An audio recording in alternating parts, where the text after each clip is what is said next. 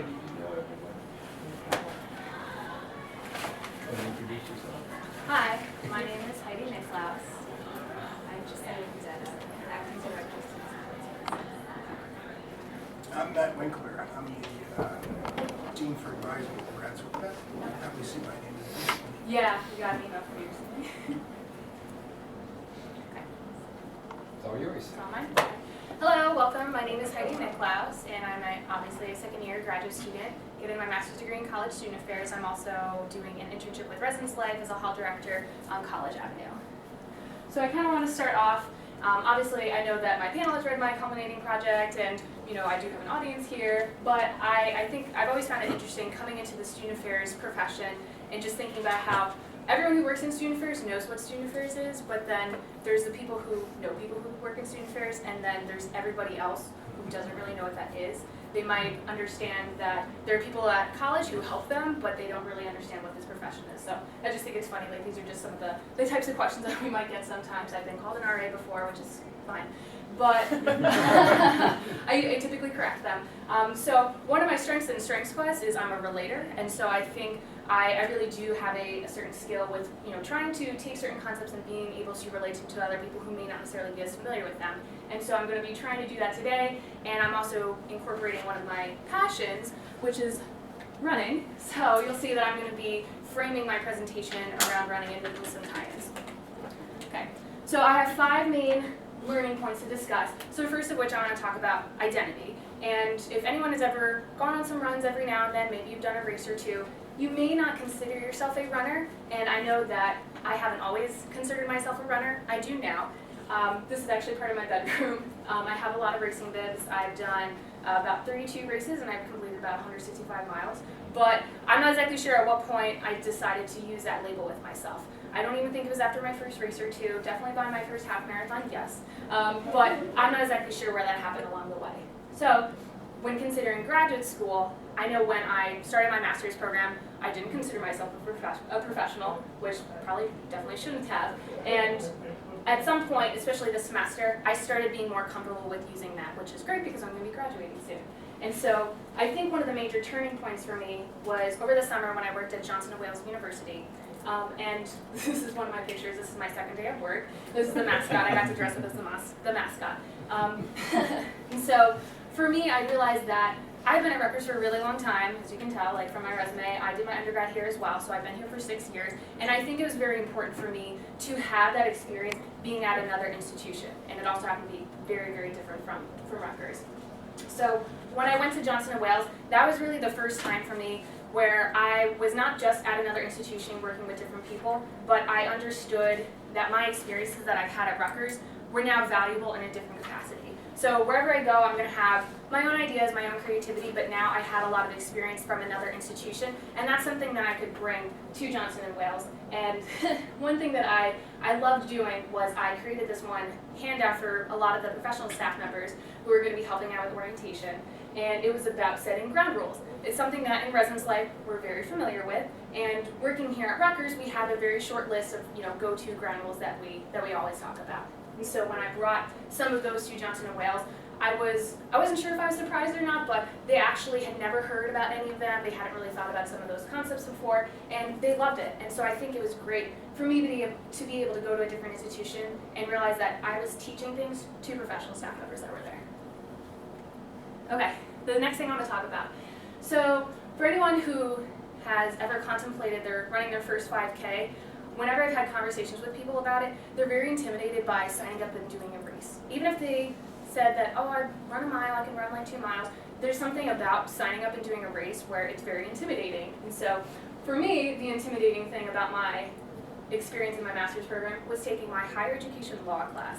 I was never really savvy with law at all. In fact, I was kind of expecting myself to cry at one point in this class. I didn't. I almost did. But I guess one thing that I learned about law is the fact that since I didn't really have a background in it at all, and I really didn't have a significant knowledge base, I learned the most in this class by far. And it's something that I realized when I was writing my learning narrative. This was actually a last minute change. I was going to write about a different competency, but then when I was thinking about what I've learned, I felt like I just had so much more to talk about because of this class. And I think one of the biggest, more general concepts that I learned when taking this class was that just how important it is when you're working as a professional in student affairs, just having some type of awareness about different legal issues that might come up, different liability. And an example that I use in my learning narrative is when I went on my alternative break trip over winter break.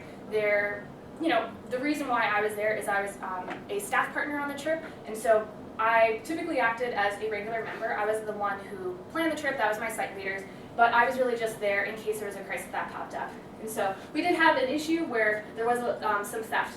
So we did have money taken from some people in my group, and so that was unfortunate. But that was when I realized that I had to act in a certain way, and so I had to connect with people back at Rutgers. I had to talk with people who were there at our site, and obviously talking with my group. And so I think just having had just taken this class, I think I just had the right mentality to deal with those issues. Okay, so finding my style. For my first training of my first half marathon, the way that I trained is I had a very specific schedule. A personal trainer actually gave it to me, and you really just kind of follow it to a T because I didn't know what I was doing. And so it ended up working out just fine. But now, after having done a few more half marathons, the training that I do, I kind of make it my own. I have a really good foundation learning how to do my first half marathon, but now I can kind of create my own training plan. And so I think when I came into the master's program, the very first semester, we had to take student development theory class, and I think I had this concept that we had to use theory in a very specific way, but now after taking the class and being asked time and time again about how I use theory to practice, I started to realize that I can kind of create my own style and how I use theory. So I think for me, I think the best way that I use theory is having it influence the types of conversations that I have with my students. So when I discussed in my learning narrative about transition theory with one of my resident assistants, she was really struggling last semester, and so I kind of looked at transition theory, and I was looking at the different coping factors that Schlossberg talked about, and one of them being support. That really kind of tailored the types of questions that I was asking my resident assistant. So getting her to think about how her family's still able to support her, how she's not able to go home as often, what kind of support does she have here on campus, maybe with staff members, peers, and how can I support her, what kind of support that she needs. Okay, so conflict mediation. I also love cats. Besides running, I love cats. And so when thinking about conflict, and I was trying to really tie this into running, I think the best way that I did that was thinking about internal conflict. And so I actually had that this morning. I wanted to wake up and go on a run, and for anyone who's ever had, I think everyone's had those moments where you're telling yourself you're going to go exercise, whether it be running or something else, and then you really just don't want to. You want to hit the snooze button. But it's funny because since I was giving a presentation tying it into running, that actually created more motivation for me to actually go run this morning. So when looking at student affairs, working in residence life, I've had a lot of roommate conflicts in my building this year. I really only had one conflict mediation that got to the level where I was the one who was running the mediation. And for me, I think the best thing about it was starting to develop some of the strategies that I would use when being in those circumstances. And I'm very curious to see how that's going to change and develop over time, obviously just because I really had one. But my general strategy for it was setting ground rules. But then also I was very happy with the idea of asking the two roommates to tell me what kind of goals they had for the mediation, and they were very different. One just kind of wanted to know what the problem was, and the other one just really wanted to tell what the problems were and try and fix them. And so by the end, then I really just had to follow up with them towards the end of the mediation and ask, okay, so did we meet those goals? If not, then we need to go back and we need to kind of keep the conversation going a little bit. Okay, so this one. This is probably the most direct tie-in to running and fitness. So my wellness struggle. And I know I talked about it in my learning narrative, but obviously, given that I'm talking about running, it's something that I'm incredibly passionate about. And unfortunately, I started my graduate program with an ankle injury and couldn't really run, so I had this boot on my foot. I did not like it. I still have it. And so it was something that I realized that I had never had I never had any injury before, and I never really had something that was preventing me from doing something that I loved. And obviously, when considering wellness, I was constantly reminded in student affairs, starting my master's program, that we talk about wellness a lot. I mean, I've seen so many blogs about it. We talk about work-life balance. I actually remember reading a blog that talked about work-life harmony, so it doesn't necessarily have to be balanced evenly, which I really like.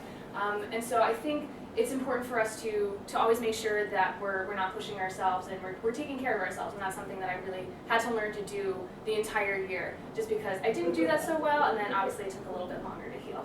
And I think two other things that I learned when looking at this negative experience I have is trying to take some positive, I guess, positive spins from it. And so the first one, I think, is just learning to practice what I preach, in a sense. So I'm very big on counseling. I feel like I have, one of my strengths is my counseling skills, and I'm very much always encouraging any students that I'm talking to, if you need help, go get whatever help you need, whether it's going to CAPS, whether it's talking to a friend, talking to me. If you need to go to CAPS, I understand that there is a stigma about getting counseling, and I want to make sure that they know that it's okay. So I'm very big on promoting that, and I think for me, it reached that point where I realized that I probably should have asked for help earlier. I did eventually go to CAPS, and I realized that I needed that for myself. I need to take care of myself that way. And so, the whole practice what you preach thing, I definitely got that at that point. And then the third, I guess, the third experience from having this food problem was I realized that I could take even negative experiences and I can make them positive by having some of my negative experiences have another way to relate to my students. And so very randomly and ironically, there was one day when I was grad on duty, and this was at the end of last spring, and so I pretty much recovered from my injury, and I got 2 calls within half an hour, both for ankle injuries. And so when I was at the hospital, and I was at the first hospital, I had to go to Bull, I remember this one student was very distressed about it. He had been playing basketball, and then there was another student who had like fallen down the stairs, and so I remember when talking with those students, I got to share my experience and say, funny enough, but not really, I had just gone through an experience like this, and I think it really helped to be able to self-disclose a little bit, and do that very intentionally and let them know that it is going to be okay, and perhaps it was a little bit more meaningful or just had a different meaning coming from me instead of someone who works at the hospital saying, oh, it's fine, like here's what it's going to be. Coming from me, it was, hey, I just went through this. Make sure you don't push yourself too hard too soon, and then knowing that it is going to get better, because obviously I was better at that point. Okay, so thank you. These are actually some races that I did just this past fall semester after I recovered from my injury. So I want to thank my panelists. Thank you so much for listening and reading over my long culminating project. And also thank you to my audience for coming to support me. So, questions? Oh, yeah.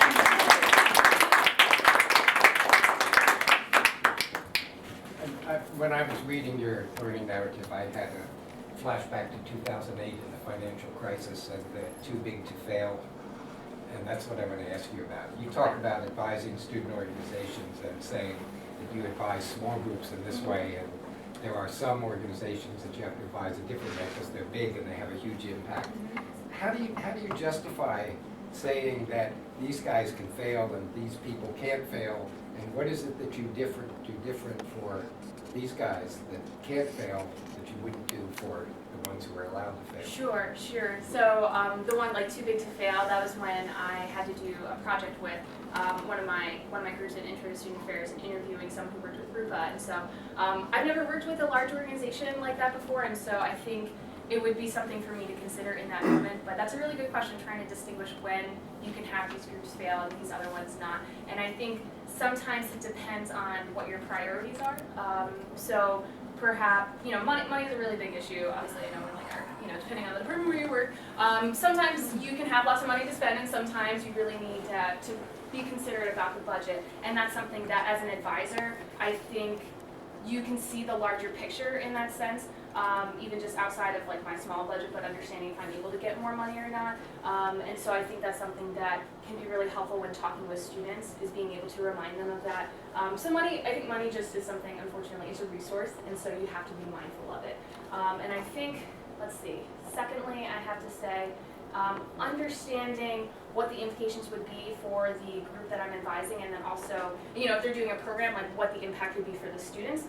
So depending on the type of program, I want to make sure that it's a good impact on the students and the student group that I'm advising. I want to make sure that obviously it's a good experience for them too, putting on, let's say, for example, a program. But I don't know, I think you can think ahead a little bit more, and you can understand where there's going to be learning, say if they do fail, and then is that is that going to be a good learning, or could it actually be a detriment for them? Would you, I'm not sure how I want to formulate this.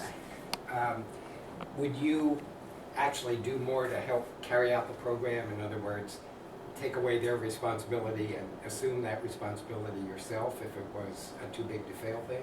And how do you justify doing that? Sure. I think my first strategy, first and foremost, would be to use a lot of my counseling skills. I'm very good with asking questions and getting them to explore all the different types of options that they have, and then taking more time to go through each option and getting them to think a little bit more forward through each option, so they can try and have a better understanding as to what might make sense, what's reasonable, and then getting them to also think about the implications for the students, getting them to think about implications for like the department.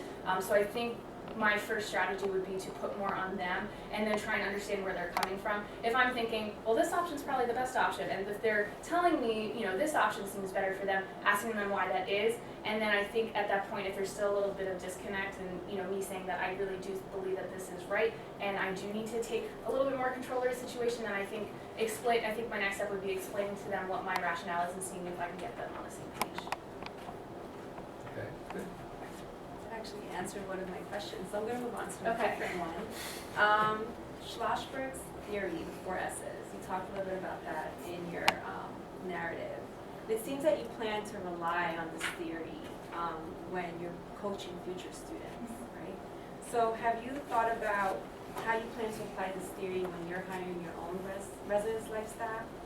And how would you build that into your screening or interviewing process? That's a good question.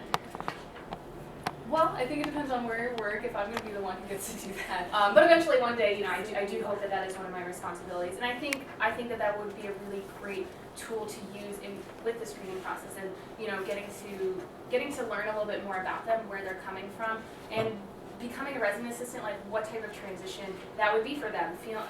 And that can be a little bit tough just because they can only think about it, what it would be like, but then it might take the actual experience for them to realize, you know what, I thought I was going to have enough support, but actually it turns like I don't. I thought maybe I was going to have more time to be able to go home or spend time with my friends, but I really don't have that.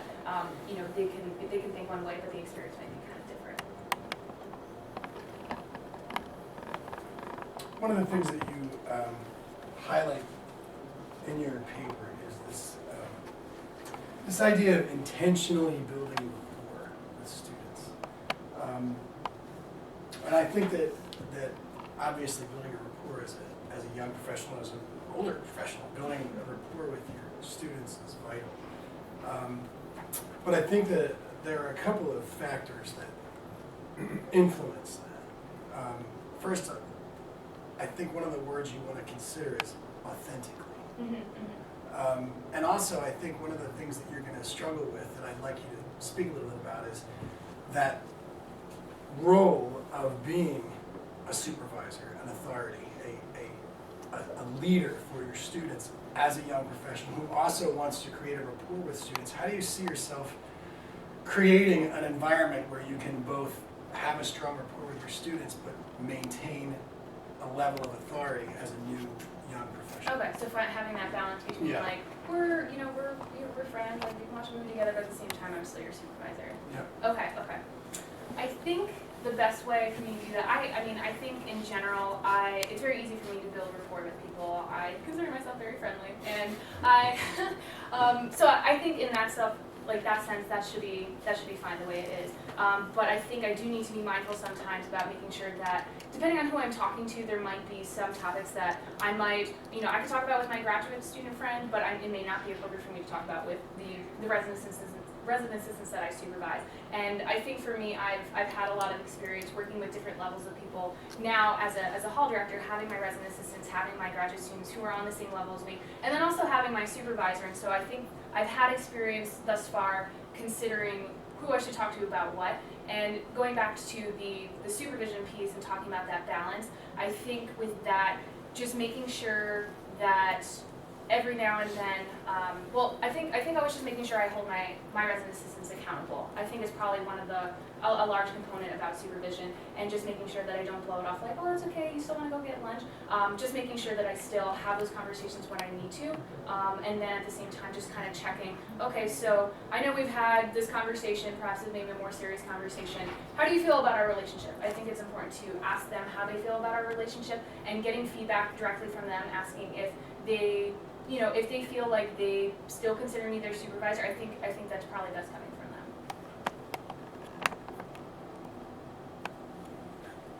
Okay, back to me. I was gonna say, I have more. So you do. You have this really interesting section about, you're reading some articles and you're talking about different cultures reacting to the same stimuli in different ways. Can you talk a little more about that, and can you give some examples of how you use that in practice? Okay. So I guess to talk a little bit more about that, I know the one article that I referenced, I think has to do specifically with Asian students, and with a lot of with a decent amount of the theories that we've discussed in some of my classes, we talk about how we're working with college students who are eventually they're going to become independent, they're going to be to operate on their own, they're going to be a specific mold, and I think it's important to then reflect upon other cultures and consider how they may not necessarily see that as the end result. That may not necessarily be their goal. Maybe they have a lot more emphasis on being respectful to your elders as opposed to being independent from them. So examples that I have, let me see, that's a very difficult question.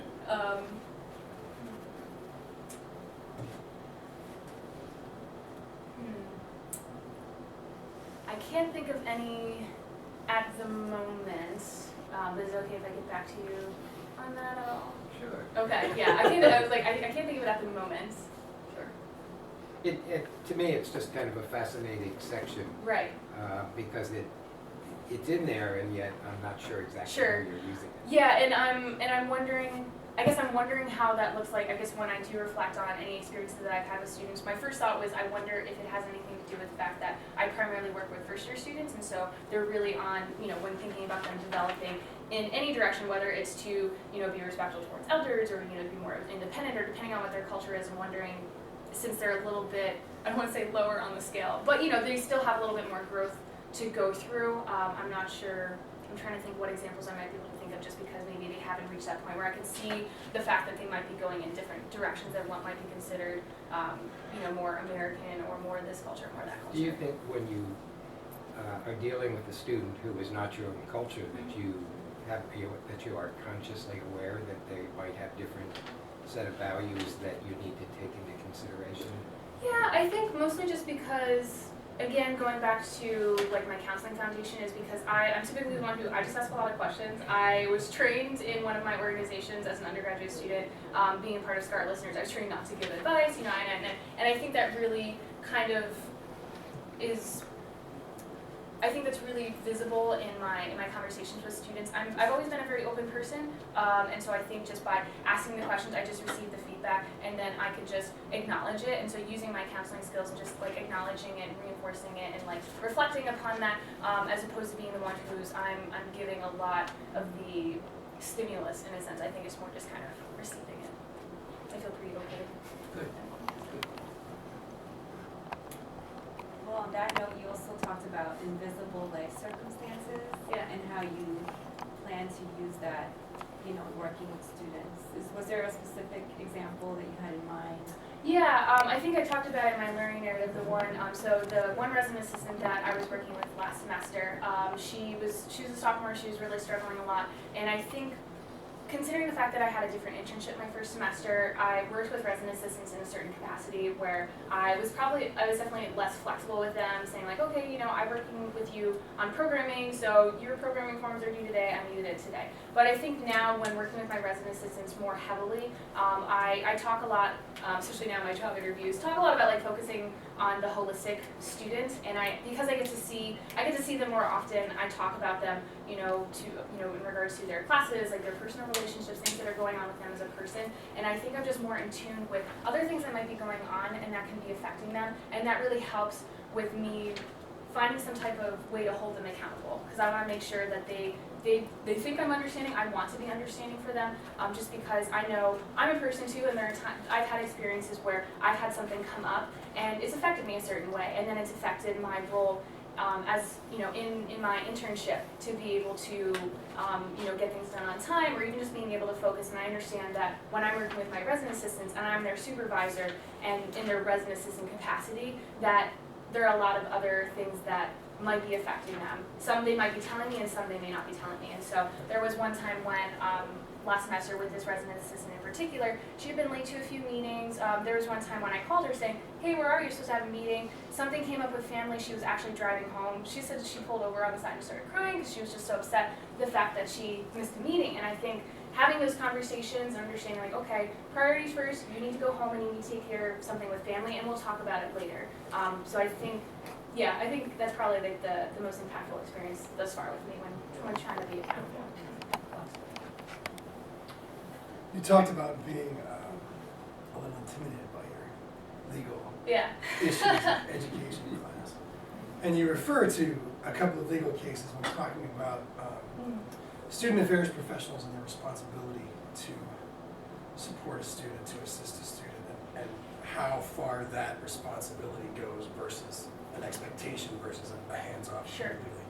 And you touch on some of the cases, and this isn't a critique of your paper, but you didn't really explain what each one of those cases determined. Okay. And you don't need to do that. Okay. But based on what you read, where do you stand on the student, the involvement that you have with a student and how far a student professional's role goes with the support of a student? Right. So a lot of those cases, it's funny. Like, I mean, obviously the cases that are talked about are the ones where it didn't really work out so well for the institution typically.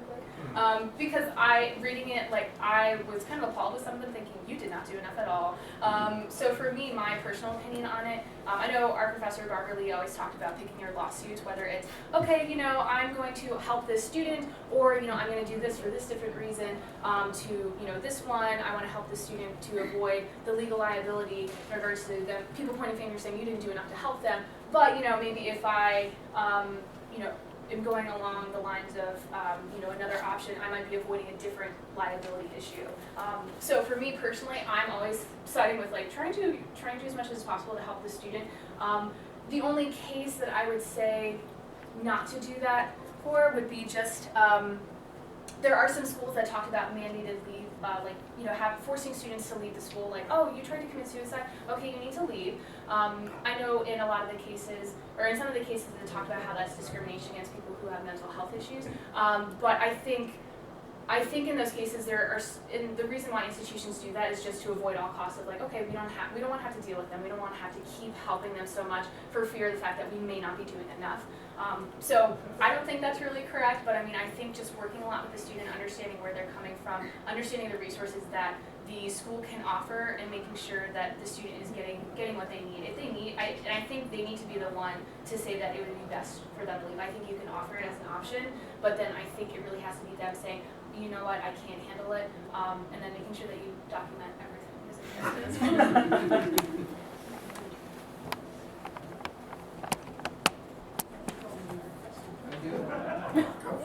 Okay.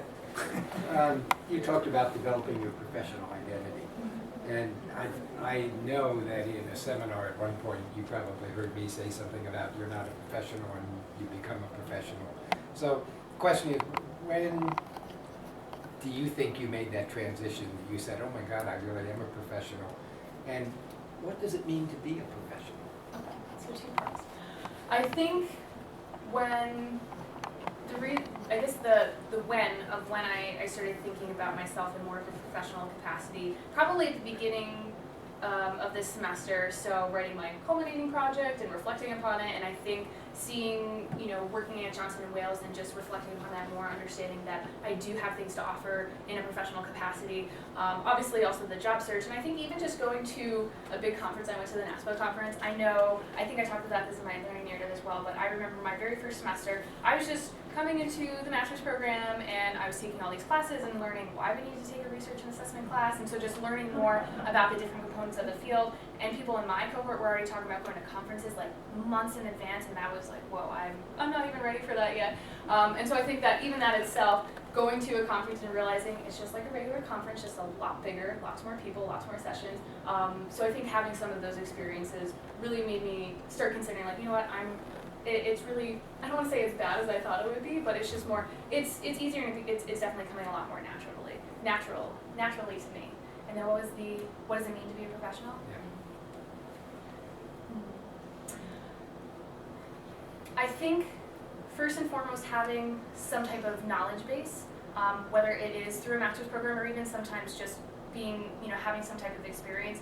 There are some people, who they have a bachelor's degree and they go on to be professional. There's some people who, they then have their master's degree, they go on and they're, in the working professionally. So I think working full time and having a certain set of knowledge, certain set of experiences. Like you can have someone who, like now I'm a new professional, and there's different levels of professionals as well.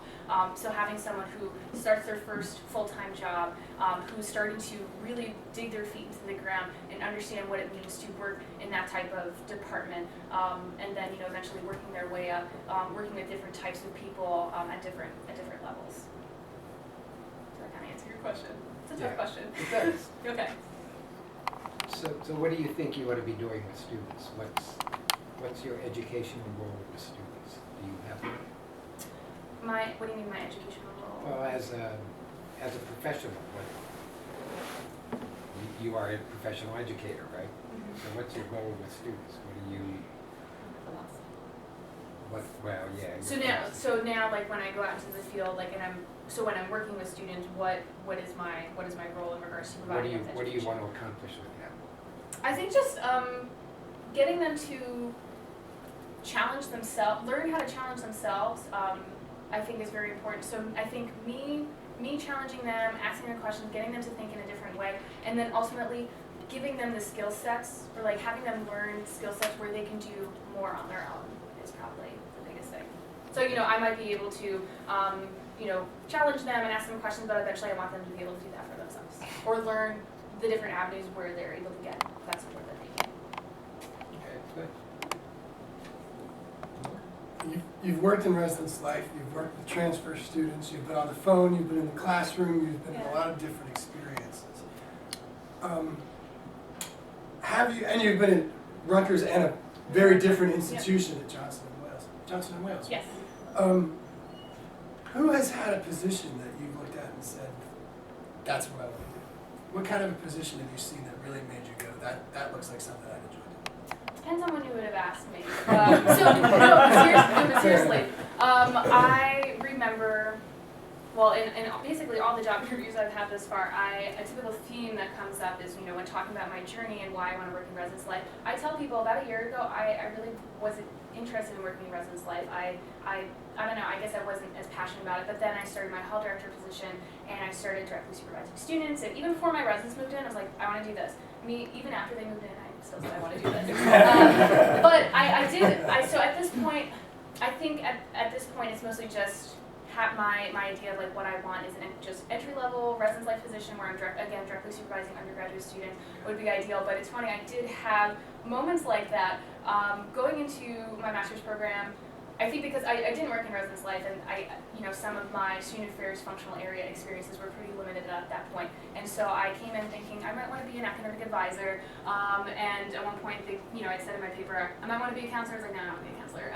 But I actually interviewed my old academic advisor, and I remember even before I got to this program thinking like, wow, I would really like to do what she did.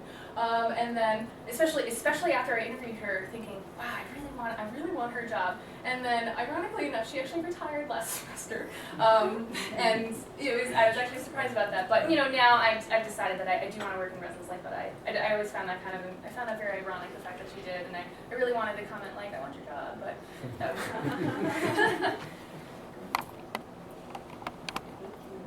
Okay, thank you.